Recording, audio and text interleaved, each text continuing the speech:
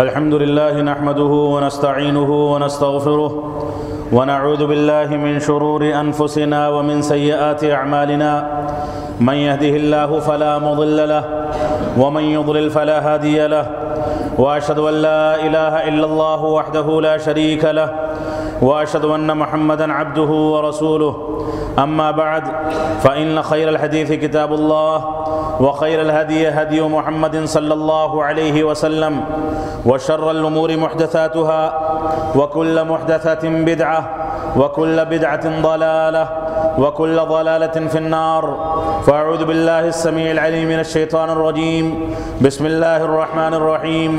لن ينال الله لحومها ولا دماؤها ولكن يناله التقوى منكم وقال الله تبارك وتعالى يا أبت افعل ما تؤمر ستجدني إن شاء الله من الصابرين۔ محترم سامعین کرام، بزرگان دین، نوجوانان ملت اسلامیہ اور خواتین اسلام، اللہ رب العالمین نے جس طریقے سے بعض انبیاء کرام اور بعض صحابہ کرام اور بعض شخصیات کو بعض دوسری شخصیات پر فوقیت اور فضیلت عطا فرمائی ہے، اسی طرح سے اللہ رب العالمین نے بعض ایام کو بعض ایام پر فضیلت عطا فرمائی۔ اللہ رب العالمین نے جس طریقے سے رمضان کے آخری عشرے کی 10 راتوں اور بالخصوص اس کی طاق راتوں کو فوقیت اور فضیلت عطا فرمائی ہے، اسی طرح سے اللہ رب العالمین نے ذی الحجہ کے وہ 10 ایام جن سے ہم گزر رہے ہیں اور وہ چند دنوں میں ختم ہونے والے ہیں، ان 10 ایام کو بھی اللہ رب العالمین نے فضیلت عطا فرمائی ہے۔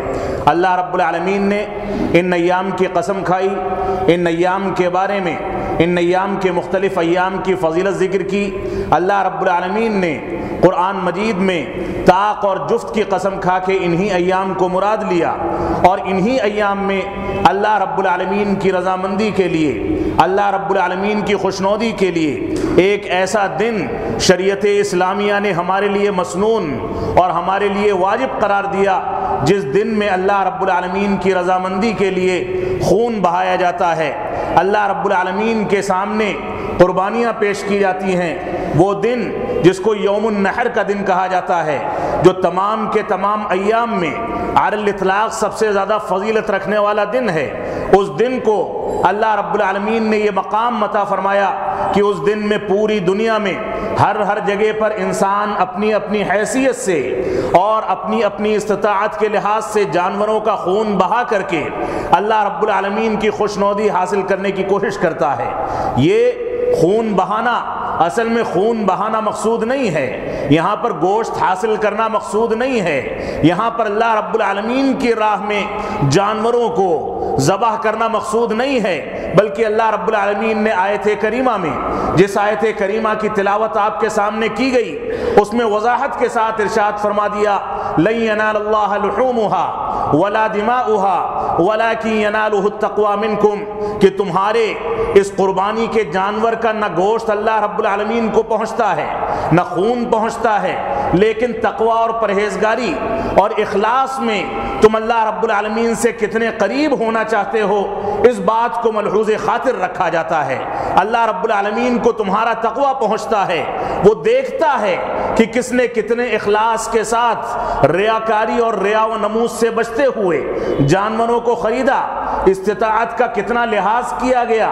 اور کتنی طاقت کا لحاظ کیا گیا، اللہ رب العالمین کی خوشنودی اور اللہ رب العالمین کی رضامندی کا کتنا پاس و لحاظ رکھا گیا۔ یہ قربانی کا بنیادی مقصد ہے۔ یہ ہر سال میں ایک مرتبہ مسلمانوں پر واجب کی گئی، استطاعت کی صورت میں ایک مرتبہ واجب کیا جانا اور بار بار ہر سال اس چیز کا، اس تقریب کا، اس عید کا لوٹ کر کے آنا، یہ مسلمانوں کے لیے واضح پیغام ہے کہ مسلمان اپنے دلوں کے اندر ایثار اور قربانی کا جذبہ پیدا کریں۔ صرف ریاکاری کے لیے جانور نہ خریدے جائیں، ایک دوسرے پر سبقت کرنے کے لیے جانور نہ خریدے جائیں، ایک دوسرے سے مقابلہ کرنے کے لیے جانور نہ خریدے جائیں، بلکہ جانوروں کو خریدنے کا مقصد اللہ رب العالمین کی رضامندی ہونی چاہیے، تقوی اور پرہیزگاری اختیار کرنا ہونا چاہیے، اور ہمارے سامنے ابراہیم علیہ السلام کی وہ پوری داستان ہونی چاہیے جب ان کے بیٹے کے بارے میں ان کو خواب میں دکھایا گیا کہ میں اپنے بیٹے کو ذبح کر رہا ہوں، اور اللہ رب العالمین نے خواب کے ذریعے سے ان کو حکم دیا کہ اپنے چہیتے بیٹے کو ذبح کر دیا جائے۔ جب باپ بیٹے کے سامنے کہتا ہے کہ اے بیٹے میں نے اس طرح کا خواب دیکھا ہے، اللہ رب العالمین کا حکم ہے، تو بیٹے نے برجستہ کہہ دیا یا ابت افعل ما تؤمر، اے میرے ابا جان آپ کو جو کچھ حکم ہوا ہے اس کو انجام دے دیجئے، جو کچھ حکم دیا گیا ہے اس کو کر گزریے، کیونکہ مجھ کو اللہ رب العالمین نے صبر کرنے والا بنایا ہے۔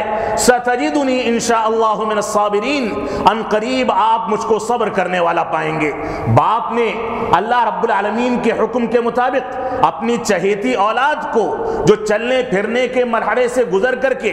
بولنے کے مرحلے میں داخل ہو گئی، ایسا بچہ جو تمناؤں کے بعد پیدا ہوا، ایسا بچہ جو بڑھاپے کی لٹھیا کی شکل میں اس سے امیدیں وابستہ رکھی جانے لگی، ایسا بچہ جس کے بارے میں اس بات کی امید تھی کہ آگے چل کے اللہ رب العالمین کے مشن کو آگے بڑھائے گا، لیکن جب اللہ رب العالمین نے اس بچے کو ذبح کرنے کا حکم دیا تو باپ فوراً کے فوراً تیار ہو گیا۔ یہی اتنا نہیں تھا، انہوں نے اس سے پہلے اپنی بیوی ہاجر کو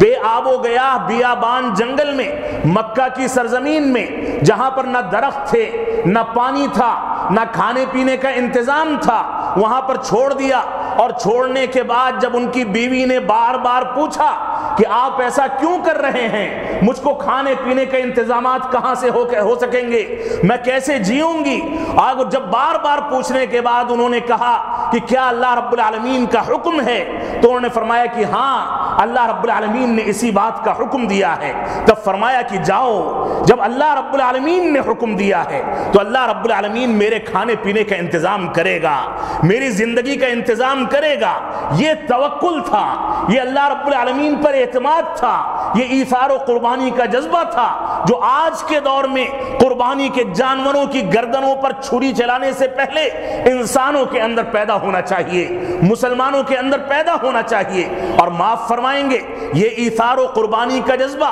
اس طریقے سے پیدا نہیں ہو سکتا کہ بغل کے پڑوسی نے اگر 25,000 کا بکرا لیا ہے تو ہمارا بکرا اس سے زیادہ قیمت کا ہونا چاہیے۔ یہ ایثار و قربانی کا جذبہ اس طریقے سے پیدا نہیں ہو سکتا کہ انسان لاکھوں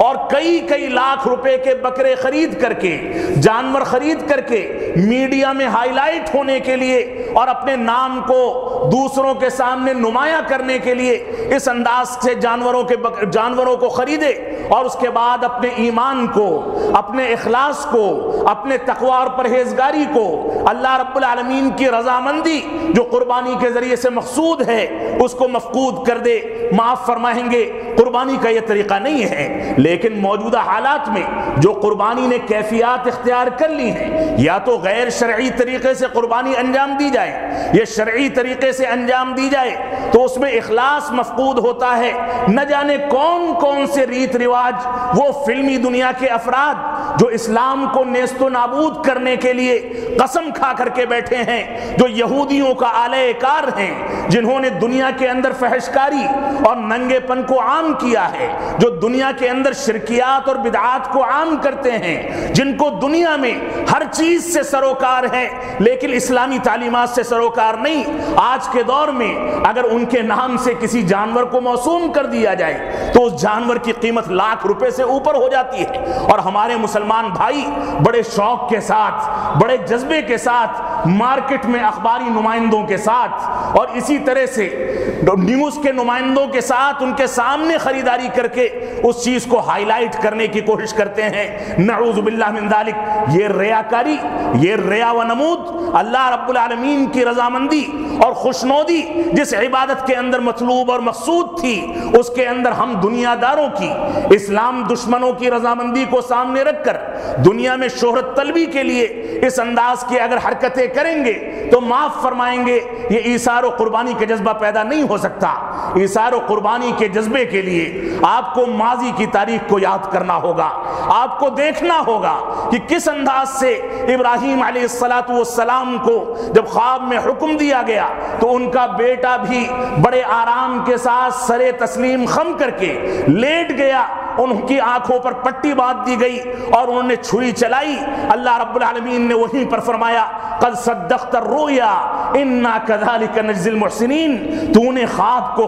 سچا کر دکھایا، اور ہم احسان کرنے والوں کو، ہم صحیح انداز سے عبادات کو انجام دینے والوں کو، جو اخلاص کے ساتھ اللہ رب العالمین کی رضامندی کو تلاش کرتے ہیں، ان کو اسی طرح سے بدلہ دیتے ہیں۔ اب اللہ رب العالمین نے جنت سے ایک میڈھا بھیجا اور اس کے بعد اس کی گردن پر چھری چلائی گئی، اور آج تک اگرچہ رسول اکرم صلی اللہ علیہ وسلم نے اس چیز کو مسنون قرار دیا، لیکن آج تک اس تاریخ کو مسلسل زندہ کیا جاتا ہے۔ اس تاریخ کو زندہ کیا جانا صرف یہی تاریخ کا زندہ کیا جانا نہیں ہے، بلکہ وہ ایثار اور وہ قربانی جو ماضی میں ہمارے بزرگوں میں خود رسول اکرم صلی اللہ علیہ وسلم کے اندر پائی جاتی تھی۔ وہ لوگ جس انداز سے قربانیاں پیش کرتے تھے، جس انداز سے جانوروں کو خریدتے تھے، جس انداز سے جانوروں کو ذبح کرتے تھے، جو صفات اختیار کی جاتی تھیں، جو کیفیات ہوتی تھیں، جس انداز سے ان لوگوں نے اس کے احکام و مسائل ذکر کیے،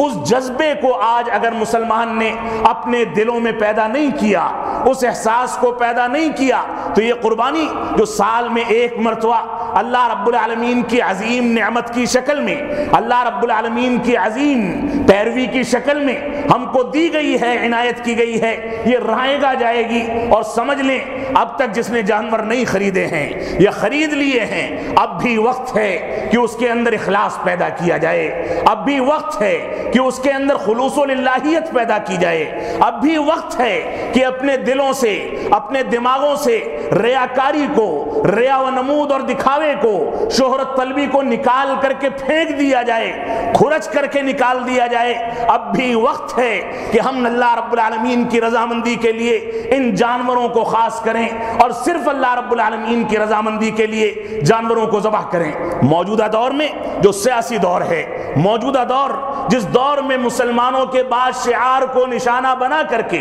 یہاں پر غلط انداز کی تنظیمیں، متعصب انداز کے ذہن غلط انداز کا پروپیگنڈا کرنا چاہتے ہیں، اور وہ جانوروں پر سب سے پہلے حملہ کرتے ہیں۔ جس ملک کے اندر، جس جمہوری ملک کے اندر، جس ملک کو اقلیات نے آزاد کیا، اس ملک میں 50 60 70 سال کے اندر ایسی کیفیات آ جائیں کہ یہاں جانوروں کو تحفظ فراہم کرنے کے نام پر خود جانور ذبح کیے جائیں، اور اس کے بعد اسی کے نام پر انسانوں کو بھی ذبح کیا جائے، یہ بھی ہماری کوتاہیوں کا نتیجہ ہے۔ ہم اگر اپنی قربانیوں میں اخلاص پیدا کریں گے، قربانیوں میں اللہ رب العالمین کی رضامندی پیدا کریں گے، اللہ رب العالمین کے لیے قربانیاں پیش کرنے کا احساس پیدا ہوگا، تو ایسی صورت میں ہمارا مکمل اعتماد اور بھروسہ ہے، ہمارا یہ اعتقاد ہے کہ اللہ رب العالمین کا فرمان ہے ان تنصروا اللہ ینصرکم ویثبت اقدامکم، کہ اگر تم نے اللہ رب العالمین کی مدد کی تو اللہ رب العالمین تمہاری مدد کرے گا اور تمہارے قدموں کو جما دے گا۔ ہمارے اخلاص کی کمی، ریاکاری کے دائرے کا وسیع ہونا اور اسی طرح سے شہرت طلبی کے لیے عبادات کو انجام دینا، یہ ساری کی ساری خرابیاں ایسی خرابیاں ہیں جن خرابیوں نے ہم کو اپنے شعار کو ادا کرنے سے روک دیا ہے، اور غیر مسلموں کے، اسلام دشمنوں کے، متعصب ذہنوں کے حوصلے اتنے بلند ہو گئے ہیں کہ ہمارے ذاتی مسائل میں وہ دخل دیتے ہیں، نہ ہم کچھ کر پاتے ہیں اور وہ جو کچھ کرنا چاہتے ہیں کر کے نکل جاتے ہیں۔ آپ دیکھ لیں، یہ حج کے ایام چل رہے ہیں، ہمارے حجاج کرام جو لوگ مکہ مکرمہ میں جمع ہوئے ہیں اور پوری دنیا سے لاکھوں لوگ وہاں اللہ رب العالمین کی رضامندی کی تلاش کے لیے وہاں پر پہنچے ہیں، اللہ رب العالمین ان تمام لوگوں کے حجوں کو قبول فرمائے۔ اور حج میں جس انداز سے پچھلے سال لوگوں نے شرارت کر کے بہت سارے حجاج کرام کو شہید کر ڈالا تھا، ایسے شر پسند عناصر چاہے دوسرے ممالک سے داخل کیے جا رہے ہوں، ہم اللہ رب العالمین کے حوالے کرتے ہیں ایسے شرارتی لوگوں کو، ایسے ناکارہ لوگوں کو، ایسے ناعاقبت اندیشوں کو جو لوگ بیانات دیتے ہیں کہ وہاں کی حکومت سے انتظامات ہٹا لیے جائیں، جو لوگ بیانات دیتے ہیں کہ ان لوگوں کی تادیبی سزائیں دی جائیں، خود الٹا چور کوتوال کو ڈانٹے، خود شرارتیں کی جائیں اور خود حرکتیں کی جائیں، خود جا کر وہاں پر قتل و خونریزی کی جائے اور اس کے بعد بیانات دے کر کے اپنے عیوب پر پردہ ڈالنے کی کوشش کی جائے، یہ کون سی سیاست ہے؟ یہ موجودہ دور نازک دور ہے، لیکن اس دور میں ہم اپنے معاملات کو، حجاج کرام کے تحفظ کو، وہاں کی سیکورٹی کو اور تمام کے تمام انتظام و انصرام کو، جس پر ہم کو 100% اعتماد اور بھروسہ ہے، اللہ رب العالمین کی نصرت و توفیق سے جب سے حج واجب ہوا تب سے لے کر رسول اکرم صلی اللہ علیہ وسلم کے عہد مبارک سے آج تک عربوں نے حج کے انتظامات دیکھے ہیں اور وہی اس کو دیکھنے کے حقدار اور مستحق ہیں، اس کے علاوہ کوئی نہیں دیکھ سکتا۔ جو تخریب کار ہو، جو فتنے پھیلاتا ہو، جو صحابہ کرام کی تکفیر کرتا ہو، جو قرآن مجید کو ناقص کہتا ہو، جو مکہ مکرمہ اور مدینہ منورہ میں بھی ہتھیار کے استعمال سے گریز نہ کرتا ہو، وہ انتظام و انصرام لے گا، نعوذ باللہ من ذالک، اس کو گوارا نہیں کیا جا سکتا۔ اس وجہ سے ہم کو اللہ رب العالمین سے ان ایام میں دعائیں کرنی چاہیے کہ اللہ رب العالمین ہمارے حجاج کرام جو گئے ہیں، اگر ان کے ہاں اخلاص موجود نہیں تھا، وہ ریاکاری کے تحت ہدیے تحفے تحائف تقسیم کرتے ہوئے پورے کے پورے قافلے لے کر اور نعرے بلند کرتے ہوئے اور یہاں پر مختلف وزراء سے ہاتھ ملانے کے لیے، اخبارات میں ہائی لائٹ ہونے کے لیے، سرخیوں میں آنے کے لیے اگر انہوں نے کچھ انجام دیے ہیں کام، تو ایسی صورت میں بھی ہم یہی دعا کریں گے کہ اللہ رب العالمین ان کے یہاں سے اس ریاکاری کو حج کے ایام سے پہلے ختم کر دے اور ان کے اخلاص کی بنیاد پر ان کے حج بیت اللہ کو قبول فرمائے، ان لوگوں کو اس بات کی توفیق عطا فرمائے کہ ہندوستان کے نازک حالات کے لیے وہ لوگ وہاں دعائیں کر سکیں، ہندوستان کی امن و سلامتی کے لیے وہ لوگ وہاں دعائیں کر سکیں۔ تو یہ بہت زیادہ نازک دور ہے، اس دور میں دعاؤں کی ضرورت ہے، قربانی اور ایثار کے جذبے کی ضرورت ہے۔ تو موجودہ دور میں ہم نے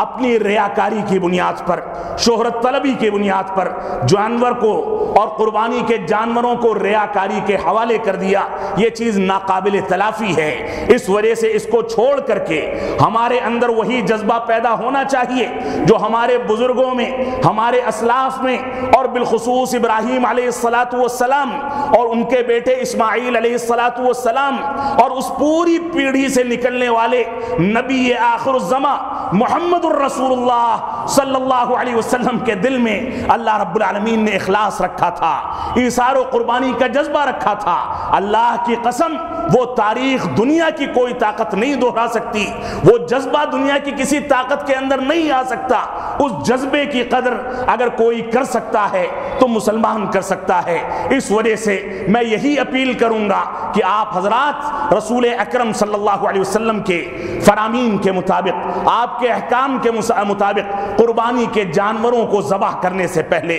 اپنے اندر اخلاص، ایثار اور قربانی اور اسی طرح سے خلوص الہیت کو پیدا کریں۔ اللہ رب العالمین کی رضامندی کے لیے آپ قربانی کا جانور پیش کریں تاکہ اس کے نتیجے میں جو جذبہ ہمارے اندر پیدا ہو، جو اخلاص ہمارے اندر پیدا ہو، جو خلوص الہیت پیدا ہو، اس کے نتیجے میں ہم اپنے تمام کے تمام امور میں اللہ رب العالمین سے قریب ہو سکیں۔ یہی قربانی کا مقصود اور مطلوب ہے۔ اللہ رب العالمین نے اور رسول اکرم صلی اللہ علیہ وسلم نے مختلف جگہوں پر قربانی کے مختلف احکام و مسائل کا تذکرہ کیا ہے۔ سب سے پہلی چیز یہ ہے کہ قربانی کا حکم کیا ہے۔ قربانی کے حکم سے متعلق رسول اکرم صلی اللہ علیہ وسلم ارشاد فرماتے ہیں، ابن ماجہ کی روایت ہے، محدثین نے حسن اور صحیح قرار دیا، اللہ کے نبی صلی اللہ علیہ وسلم فرماتے ہیں جو وسعت پاتا ہے کہ قربانی کا جانور ذبح کر سکتا ہے لیکن اس کے باوجود ذبح نہ کرے تو ایسی صورت میں اس کو ہماری عیدگاہ کے قریب نہیں آنا چاہیے۔ وسعت کے بارے میں میں کھل کر کے وضاحت کے ساتھ یہ بات رکھنا چاہوں گا کہ آج کے دور میں ہمارے پاس عید الاضحیٰ کی مارکیٹنگ کے لیے، عید الفطر کی مارکیٹنگ کے لیے لاکھوں روپے موجود ہوتے ہیں۔ بچے جس کپڑے پر ہاتھ رکھ دیں وہ کپڑا دلایا جانا، جس موبائل فون پر ہاتھ رکھ دیں وہ گفٹ دیا جانا، اور جس انداز کی چیزیں مطلوب ہیں وہ طلب کر لیں، ان کو مہیا کی جاتی ہے۔ لیکن جہاں پر بجلی گرتی ہے وہ اللہ رب العالمین کی رضامندی کے لیے جو خرچہ کیا جاتا ہے اس میں 1000 روپے کا حصہ ملتا ہے، اس میں 1500 روپے کا حصہ ملتا ہے، وہ بھی ایسے جانور میں جو جانور کم از کم مختلف فی ضرور ہے، اس کے بارے میں کم از کم اتنا اختلاف ضرور ہے کہ اس کی قربانی جائز ہے کہ نہیں ہے، لیکن اس کے باوجود ہم ایک بکرا نہیں خرید سکتے، ایک جانور اپنے گھر کی جانب سے ذبح نہیں کر سکتے۔ پورے سال میں اللہ رب العالمین کی رضامندی کے لیے 10-20 ہزار روپے ایک بکرے پر خرچہ کر دینا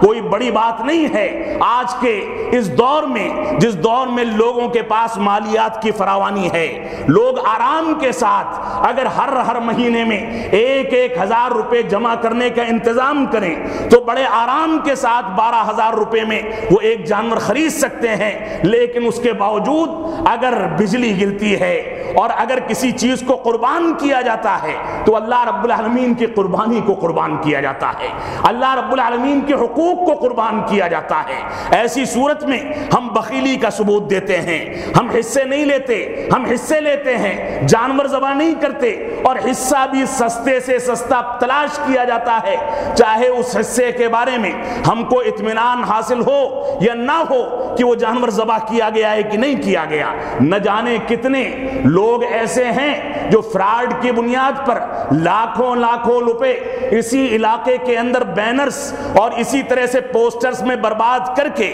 لوگوں کا پیسہ اکٹھا کرتے ہیں، ان کے پورے سال کی کمائی اسی کے ذریعے سے چلتی ہے، اور حصے بڑھانے کے لیے یہاں تک صورتحال ہے کہ اسی جانور میں عقیقے کا حصہ بھی لگا دیا جاتا ہے، قربانی کے حصے کے ساتھ ساتھ عقیقے کا حصہ بھی لگا دیا جاتا ہے، جبکہ شریعت اسلامیہ میں اس کا کوئی ثبوت موجود نہیں ہے۔ تو آج کے دور میں صرف پیسہ کمانے کے لیے خلوص و للہیت کو چھوڑ کر لوگوں کو بے وقوف بنانے اور احمق بنانے کے لیے نہ جانے کون سے گورکھ دھندے کیے جاتے ہیں، بلکہ میں یہ بھی کہوں گا کہ اس انداز کا مافیا ہے جو مافیا پورے ملک کے اندر سرگرم ہوتا ہے، اور 2 مہینے 1 مہینے کے اندر وہ قربانیوں کے بہانے سے کروڑ پتی اور کھرب پتی بن کر کے پورے سال میں بیٹھ کر اسی حرام کمائی کے ذریعے سے عیش و عشرت کرتا ہے۔ یہ ساری کی ساری چیزیں ہمارے لیے لمحے فکریاں ہیں، اس پر غور و فکر کرنے کی ضرورت ہے۔ تو اللہ رب العالمین نے فرمایا، اللہ کے رسول صلی اللہ علیہ وسلم نے فرمایا،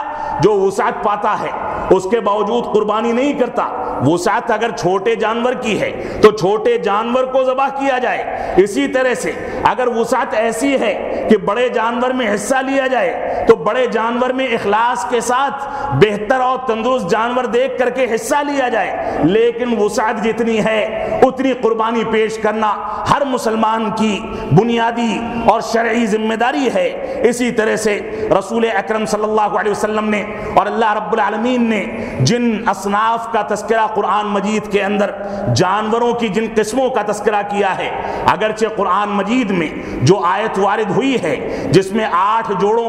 جوڑوں کا تذکرہ کیا گیا ہے وہ قربانی سے متعلق نہیں ہے، لیکن قربانی کے جانور رسول اکرم صلی اللہ علیہ وسلم کے عہد مبارک میں، صحابہ کرام کے عہد ذری میں، تابعین عوام کے دور میں انہی 4 قسموں میں محصور ہوا کرتے تھے، انہی 4 قسموں کے ذریعے سے قربانی پیش کی جاتی تھی۔ اللہ رب العالمین کا فرمان ہے 8 ازواج، 8 ایسے جانور ہیں، 2 تو بھیڑ نر اور مادہ، بکری نر اور مادہ، اونٹ نر اور مادہ، اور اسی طرح سے گائے نر اور مادہ اگر اس کی اجازت کسی علاقے میں موجود ہے، قانونی طور سے کوئی دشواری نہیں ہے، تو اس کی قربانی کرنا بھی شریعت اسلامیہ میں مسنون کیا گیا ہے۔ اور رسول اکرم صلی اللہ علیہ وسلم اور صحابہ کرام انہی 4 جانوروں کے نر اور مادہ میں قربانی کیا کرتے تھے، اس کے علاوہ کسی 5ویں جانور کا تذکرہ نہیں ملتا، لہذا 5ویں جانور کو قیاس آرائی کے ذریعے، اجتہاد کے ذریعے جائز تو کہیں قرار دیا جا سکتا ہے، لیکن اس کو بنیاد بنانا اور اسی کی بنیاد پر اختلاف کرنا، اس کی بنیاد پر دوسرے جانوروں کو امکان کے باوجود، جن جانوروں کا تذکرہ قرآن و سنت میں وارد ہوا ہے ان کو امکان کے باوجود نظر انداز کر دینا یا چھوڑ دینا، یہ بہرحال غلط ہے۔ اگر کہیں پر بڑے جانوروں کی اجازت نہیں ہے اور بڑے جانور سرے سے ذبح نہیں کیے جا سکتے، جیسے بہت سے علاقوں میں ہندوستانی سیاست یا متعصب ذہن کے نتیجے میں اونٹوں پر پابندی لگ چکی، گائے اور بیل پر پابندی ہے ہی، تو ایسی صورت میں اگر کوئی انسان قربانی سے محروم ہونے کا خدشہ محسوس کرے اور واقعی اس کے پاس چھوٹا جانور خریدنے کا امکان موجود نہیں ہے، تو ایسی صورت میں اللہ اعلم بالصواب، اللہ رب العالمین زیادہ بہتر جاننے والا ہے، ایسی صورت میں وقتی طور پر جب تک یہ مشکلات رفع نہ ہو جائیں، یہ مشکلات ختم نہ ہو جائیں، وقتی طور پر گائے پر قیاس کر کے بھینس کی قربانی کی اجازت دی جا سکتی ہے، لیکن بغیر ضرورت کے اور بغیر ضرورت کے اس کو ذبح کیا جائے، اس کا گوشت بھی ضائع کیا جائے، گوشت کو دفنایا جائے، اتنی کثرت کے ساتھ گوشت آئے کہ اس کو ضائع کر دیا جائے، نہ غریبوں میں تقسیم ہو سکے اور نہ غریبوں کو اور مستحقین تک پہنچ سکے، تو ایسی صورت میں ایسے جانوروں کی قربانی سے ہم کو پرہیز کرنا چاہیے۔ اور حقیقت تو یہی ہے کہ اگر کوئی بھی مسلمان اس بات کا تہیہ کر لے، اس بات کا عزم کر لے کہ وہ چھوٹے جانور کی قربانی پیش کرے گا، تو میں سمجھتا ہوں کہ آج کے دور میں کوئی آدمی اتنا زیادہ لاچار نہیں ہے کہ چھوٹا جانور پورے سال میں ایک مرتبہ اللہ رب العالمین کی رضامندی کے لیے پیش نہ کر سکے۔ اسی طرح سے جانوروں کی صفت کا تذکرہ کرتے ہوئے رسول اکرم صلی اللہ علیہ وسلم کے بارے میں صحابہ اکرام ذکر کرتے ہیں کہ اللہ کے نبی صلی اللہ علیہ وسلم نے 2 میڑھے خریدے،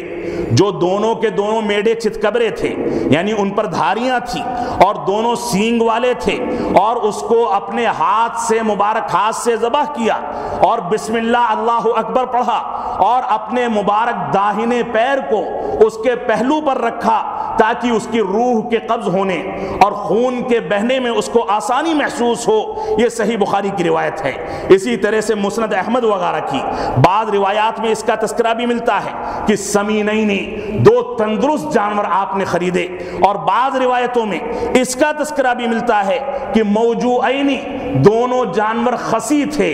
یعنی خسی جانور یا غیر خسی جانور، دونوں جانوروں کو قربانی میں ذبح کرنا جائز ہے اور درست ہے۔ بعض لوگوں کا یہ کہنا ہے کہ خسی جانور کے اندر عیب واقع ہو جاتا ہے، لہٰذا اس کو ذبح نہیں کیا جا سکتا، جبکہ رسول اکرم صلی اللہ علیہ وسلم خسی جانور کو پسند کرتے تھے، خسی جانور کے گوشت کو پسند کرتے تھے اور اسی کو ذبح کرتے تھے کیونکہ آپ کو یہ محبوب تھا۔ اسی طرح سے رسول اکرم صلی اللہ علیہ وسلم نے قربانی کے جانور کے بارے میں فرمایا لا تذبحوا الا مسنہ، کہ تم ایسا جانور ذبح نہ کرو جس کے دانت نہ آئے ہوں، دانتا جانور ذبح کیا جائے، الا یہ کہ تمہارے لیے دانتے جانور کو تلاش کرنا یا بازار میں اس کا ملنا مشکل ہو جائے، تو ایسی صورت میں 1 سال کا دمبا جس کی عمر 1 سال ہو گئی ہو، اس دمبے کو ذبح کیا جا سکتا ہے، یا اسی پر قیاس کرتے ہوئے 1 سال کا بکرا یا بکری اس کو ذبح کیا جا سکتا ہے۔ اس میں کوئی حرج نہیں، جس کی عمر 1 سال مکمل ہو جائے اس جانور کو ذبح کیا جائے۔ اسی طرح سے رسول اکرم صلی اللہ علیہ وسلم نے جانوروں کے بعض عیوب کا تذکرہ فرمایا کہ 4 ایسے جانور ہیں جن کو ذبح کرنا قربانی کے موقع سے یہ جائز نہیں ہے۔ ایک تو وہ جانور جو بھینگا ہو اور اس کا بھینگا پن واضح ہو جائے، اسی طرح سے وہ جانور جو بیمار ہو اور اس کی بیماری ظاہر ہو رہی ہو، اور وہ جانور جو لنگڑا ہو اور اس کا لنگڑا پن واضح ہو جائے، اور اسی طرح سے وہ جانور جو بالکل اتنا پتلا دبلا ہو کہ اس کی ہڈیوں پر گوشت نہ ہو، اس کی ہڈیاں نظر آئیں، اس طرح کا جانور ذبح کرنا اور اس طرح کے جانور سے بچنا یہ مسلمانوں کے لیے ضروری ہے، اور مسلمانوں کے لیے ضروری ہے کہ خوبصورت جانور وہ ذبح کریں، صحیح انداز کا جانور ذبح کریں۔ ابو داؤد کی روایت سے اس بات کا اندازہ ہوتا ہے جس کو علماء کرام نے اور محدثین کرام نے صحیح قرار دیا۔ اسی طرح سے ایک بنیادی مسئلہ ہے کہ ایک جانور کتنے لوگوں کی جانب سے کفایت کرے گا۔ بہت سے لوگ یہ سمجھتے ہیں کہ ایک جانور ایک آدمی ایک صاحب زکوٰۃ کی جانب سے کفایت کرے گا، جبکہ یہ غلط فہمی ہے۔ رسول اکرم صلی اللہ علیہ وسلم کے عہد مبارک کے بارے میں ابو ایوب انصاری رضی اللہ تعالیٰ عنہ سے سوال کیا گیا۔ ترمذی کی صحیح روایت ہے کہ کیف کانت الضحایا فی عہد رسول اللہ صلی اللہ علیہ وسلم، کہ رسول اکرم صلی اللہ علیہ وسلم کے عہد مبارک میں قربانیاں کیسے ہوتی تھیں، تو انہوں نے فرمایا کہ ایک آدمی اپنے اور اپنے اہل و عیال اہل بیت کی جانب سے، اپنے گھر والوں کی جانب سے ایک بکری یا ایک بکرا ذبح کرتا تھا، اور یہ پورے گھر کی طرف سے کافی مانی جاتی تھی۔ اگر ایک گھر میں ایک سسٹم چلتا ہے، چاہے 100 افراد کیوں نہ ہوں، ایک ساتھ کھانا کھاتے ہیں، چاہے 200 افراد کیوں نہ ہوں، شریعت اسلامیہ نے ان کے لیے جتنا جانور واجب کیا ہے وہ ایک جانور ہے، یعنی ایک چھوٹا جانور یا بڑے جانور کا ایک حصہ، اس سے زیادہ کی قربانی واجب نہیں کی گئی۔ آپ کو گوشت کی ضرورت ہے تو ایک کے بجائے 2 جانور کریں، گوشت کی ضرورت ہے 2 کے بجائے 3 جانور کریں، اس شرط پر کہ گوشت ضائع نہیں ہونا چاہیے، گوشت کی فضول خرچی نہیں ہونی چاہیے، جتنی ضرورت ہے اتنے جانور ذبح کیے جا سکتے ہیں، لیکن واجب ایک گھرانے اور ایک خاندان کی جانب سے صرف ایک جانور ہے۔ اسی طرح سے ابن عباس رضی اللہ تعالیٰ عنہ فرماتے ہیں کہ فَاشْتَرَكْنَا فِي الْبَقْرَةِ سَبْعَةً، کہ ہم گائے کے اندر 7 آدمی شریک ہوتے تھے اور اونٹ میں 10 آدمی شریک ہوتے تھے، یعنی 7 گھرانے گائے کی ایک حصے میں یا بڑے جانور کے ایک حصے میں، یا اسی طرح سے 10 گھرانے اونٹ کے ایک حصے میں، اونٹ کے 10 ایک گھرانہ اونٹ کے ایک حصے میں شریک ہو سکتا ہے۔ یہ قربانی ان کی جانب سے کفایت کرے گی، لہذا ایک خاندان کی جانب سے ایک چھوٹا جانور یا بڑے جانور کا ایک حصہ یہ کافی ہے۔ اسی طرح سے قربانی کا وقت کیا ہے؟ بہت سے لوگ یہ کہتے ہیں کہ پورے علاقے میں کہیں بھی اگر صلاۃ عید ادا کر لی گئی تو ایسی صورت میں سارے لوگوں کے لیے یہ جائز ہو جاتا ہے کہ وہ قربانی پیش کر دیں۔ بہت سے لوگ ایسے ہیں جو فجر کی نماز کے بعد یہ عذر پیش کر کے کہ قصائی نہیں ملے گا، فجر کے بعد ہی ذبح کر دیتے ہیں کہ کہیں نہ کہیں تو ہندوستان کے اندر نماز ہو چکی ہوگی لہذا وہ کفایت کر جائے گا۔ ایسا نہیں ہے، علماء کرام نے لکھا ہے اور رسول اکرم صلی اللہ علیہ وسلم کی روایت ہے، اللہ کے نبی صلی اللہ علیہ وسلم نے قربانی کے دن، عید الاضحیٰ کے دن نماز پڑھائی، اس کے بعد خطبہ دیا اور خطبہ دینے کے بعد جانور ذبح کیا، جانور ذبح کر کے فرمایا جس نے نماز سے پہلے جانور ذبح کر لیا اس کو دوسرا جانور ذبح کرنا چاہیے۔ لہذا انسان اپنی نماز کے لحاظ سے اپنے جانور کو ذبح کرے گا۔ ہم نے اپنی نماز پڑھ لی، ہم اپنے جانور کو ذبح کرنے کا جواز پا چکے، دوسرا انسان جب اپنی نماز پڑھ لے تو اپنی نماز پڑھنے کے بعد وہ جانور کو ذبح کرے، یہی راجح اور بہتر مسئلہ ہے۔ اور اسی طرح سے قربانی کے ایام کے بارے میں عام طور سے غلط فہمی پائی جاتی ہے کہ قربانی کے ایام 3 دن ہیں۔ اللہ رب العالمین کا فرمان ہے وَاذْكُرُوا اللَّهَ فِي أَيَّامٍ مَّعْدُودَاتٍ، کہ اللہ رب العالمین کو گنے چنے ایام میں یاد کرو۔ یہ ایام معدودات، اس سے متعلق علماء کرام ذکر کرتے ہیں اور سلسلہ صحیحہ میں ایک روایت موجود ہے اور بہت ساری روایتوں میں اس بات کا تذکرہ ملتا ہے کہ ایام معدودات سے مراد ایام تشریق ہیں، اور ایام تشریق کی وضاحت میں علماء کرام نے، صحابہ کرام نے اس بات کی صراحت کی ہے کہ ایام تشریق سے مراد اور ایام ذبح سے مراد اور قربانی کے ایام سے مراد یوم النحر وثلاثۃ بعدہ، ایک تو 10 ذی الحجہ کا دن، 10 ذی الحجہ کو قربانی کرنا افضل ترین ہے، اور وثلاثۃ بعدہ، اور اس کے بعد 3 ایام مزید 11، 12 اور 13 ذی الحجہ کو غروب آفتاب تک راجح مسئلے کے مطابق یہ 4 ایام قربانی کے ہیں۔ ان 4 دنوں میں روزہ رکھنے سے منع کیا گیا، ان 4 دنوں میں ان کو کھانے پینے اور خوشی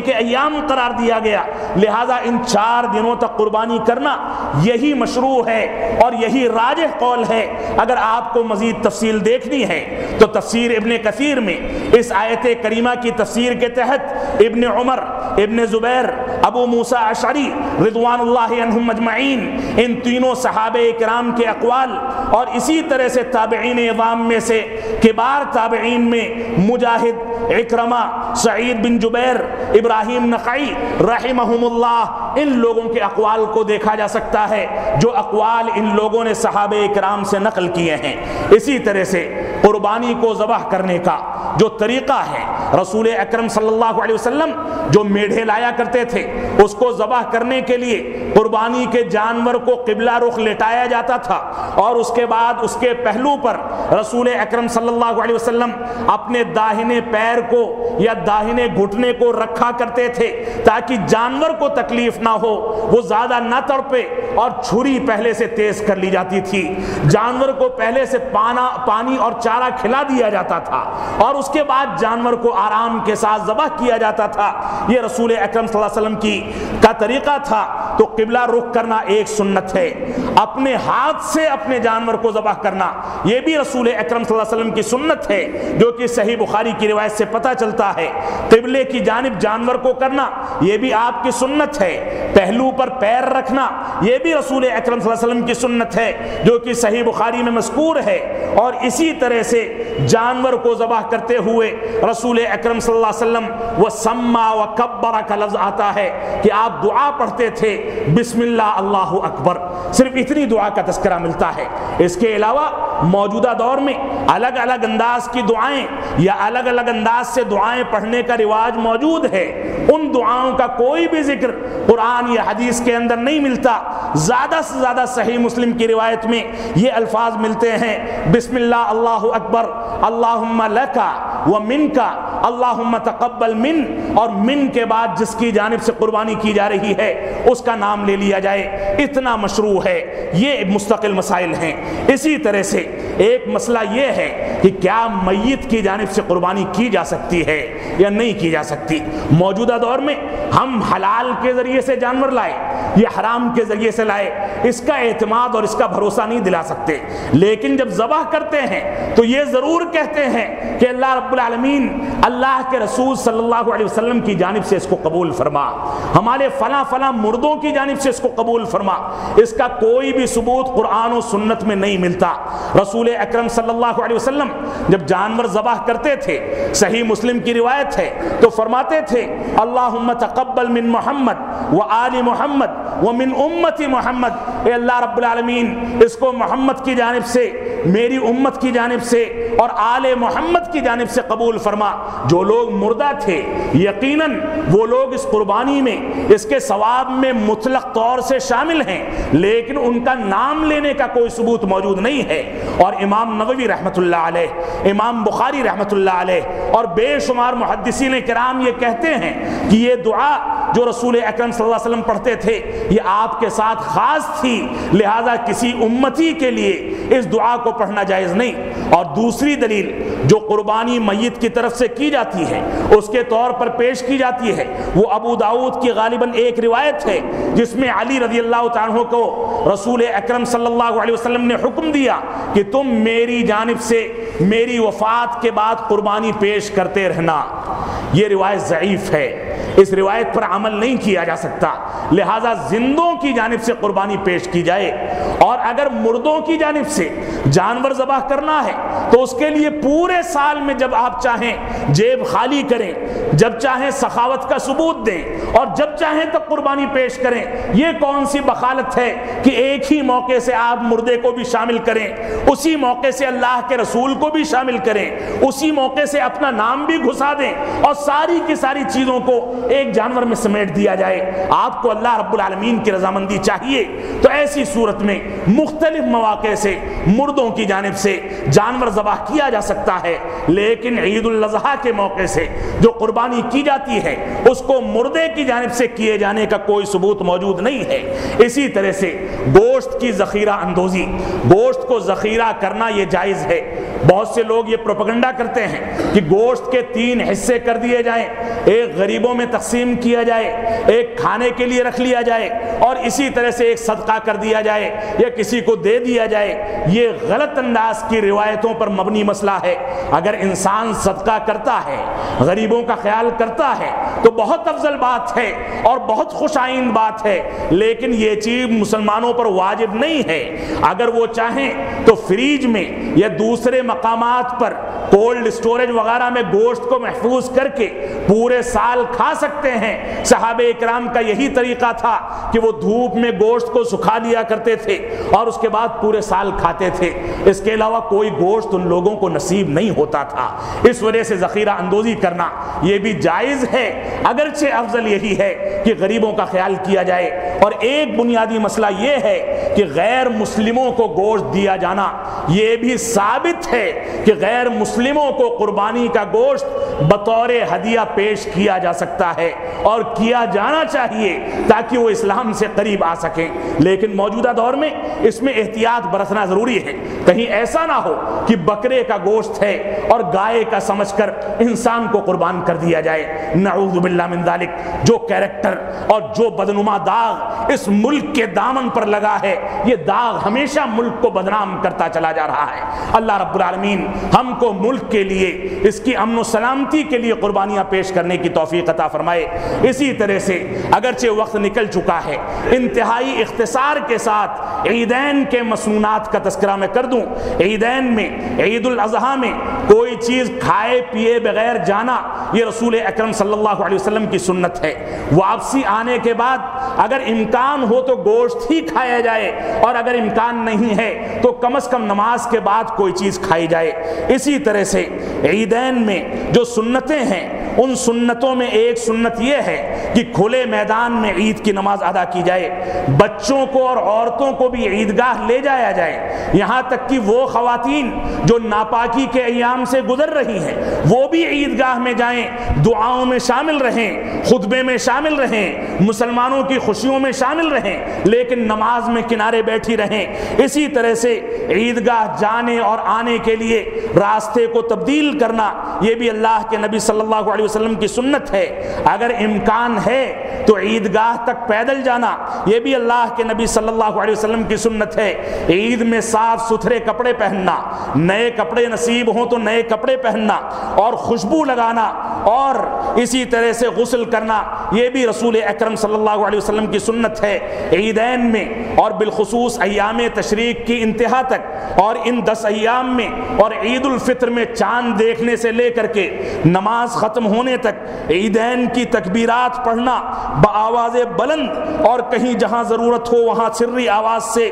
یہ بھی اللہ کے نبی صلی اللہ علیہ وسلم کی سنت ہے، جو مصنف ابن ابی شیبہ کی روایت ہے اور صحیح روایت ہے، جس میں یہ الفاظ ملتے ہیں: اللہ اکبر لا الہ الا اللہ واللہ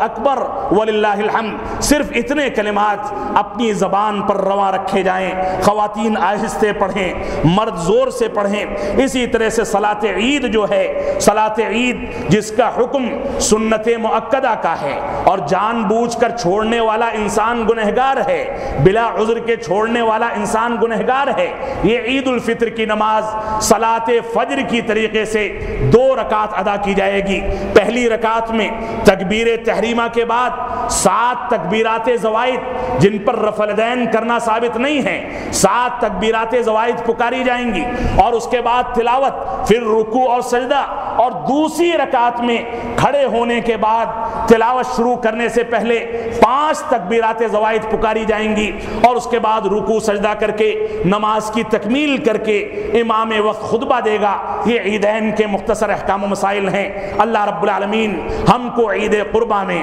بالخصوص ایثار اور قربانی کا جذبہ، خلوص و للہیت پیدا کرنے کی توفیق عطا فرمائے، ہم کو تمام مسنونات کو اختیار کرنے کی توفیق عطا فرمائے۔ بقیہ ایام اسلام میں اللہ رب العالمین ہم کو زیادہ سے زیادہ نیکیاں کرنے اور اپنی جانب رجوع کرنے کی توفیق عطا فرمائے. ہم جب تک جئیں تب تک اسلام پر جئیں, جب ہمارا خاتمہ ہو تو ایمان پر ہو. بارک اللہ لنا ولکم فی القرآن المجید ونفعنی وإیاکم بالآیات والذکر الحمید انہ تعالی جواد